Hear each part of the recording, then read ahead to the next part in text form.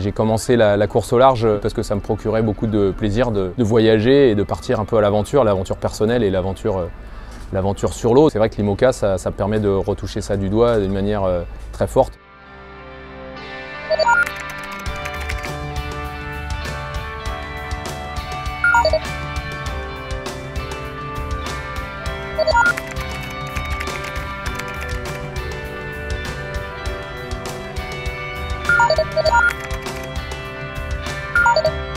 J'ai grandi en région parisienne, à Versailles même. J'ai commencé à faire du bateau à Saint-Malo avec mon grand-père. Et puis ensuite l'école de voile l'été dans la baie de la Baule. J'ai commencé en classe 8, en first class 8 pour le trophée des lycées.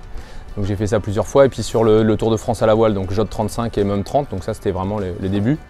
Je suis parti faire des études d'architecture navale à Southampton en Angleterre. J'ai commencé à naviguer sur des plus gros bateaux. Donc là j'ai pu accompagner Hélène MacArthur sur la préparation de son Vendée Globe en 2000. Et donc ça c'était une super expérience. Et ensuite j'ai navigué sur des gros catamarans, donc PlayStation, Orange, etc. Sodebo, Trimaran. Et ensuite j'ai commencé à avoir mes bateaux à moi. Donc je suis reparti sur des plus petits. J'ai construit le 6,50 m avec lequel j'ai fait la Mini Transat en 2005. Et puis ensuite j'ai construit un classe 40 donc, que j'ai eu pendant 5 ans, avec lequel j'ai fait plusieurs traversées de l'Atlantique. Et puis enfin en 2012 j'ai basculé sur l'IMOCA, donc 60 pieds, 18 mètres 28, et puis sur mon premier Vendée Globe. Et donc c'est vrai que maintenant j'ai la chance de continuer à naviguer sur des gros bateaux. C'est vrai que c'est des bateaux très techniques aussi. Donc ça, moi j'aime bien la technique, j'aime bien réfléchir aux choses, trouver la manière dont moi je peux m'en servir le mieux, la manière qui me paraît la plus pertinente pour que ce soit pas trop risqué au niveau de la performance, mais aussi au niveau de l'endurance du bateau, quoi.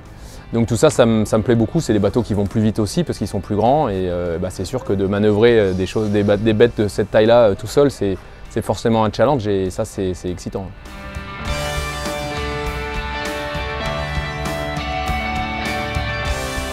Alors l'arrivée du nouveau circuit, c'est vrai que c'est quelque chose qui manquait dans l'IMOCA. Je pense qu'il fallait structurer quelque chose parce qu'il y avait quelques grandes courses comme ça et il fallait du liant dans tout ça pour qu'on n'ait pas juste, on ne vende pas un projet pour une course chaque année. Donc moi je pense que c'est super bénéfique. Ça organise les choses d'une manière un peu plus structurée et ça peut être que positif.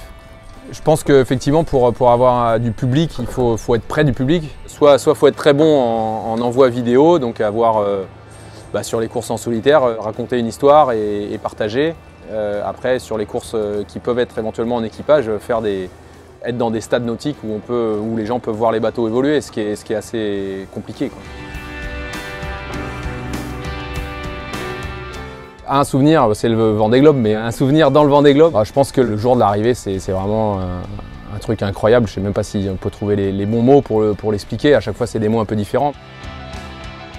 Le moment aussi où j'ai réussi à gérer ma plus grosse avarie, donc à quelques jours de l'arrivée, là, j'ai eu 3 jours de grosses galères et après là, donc j'étais vraiment très très bas mentalement, physiquement, et je faisais demi-tour, donc je m'éloignais de la ligne d'arrivée, donc c'était vraiment très dur à gérer et je n'arrivais pas à trouver de solution. Et là, au moment où j'ai trouvé une solution, c'est juste incroyable le sentiment qu'on a de réussir à gérer une situation assez désespérée en solitaire sur des trucs qui sont quand même assez lourds, assez conséquents. Et là, de remettre l'étrave vers la ligne d'arrivée, c'était un sentiment incroyable, quoi.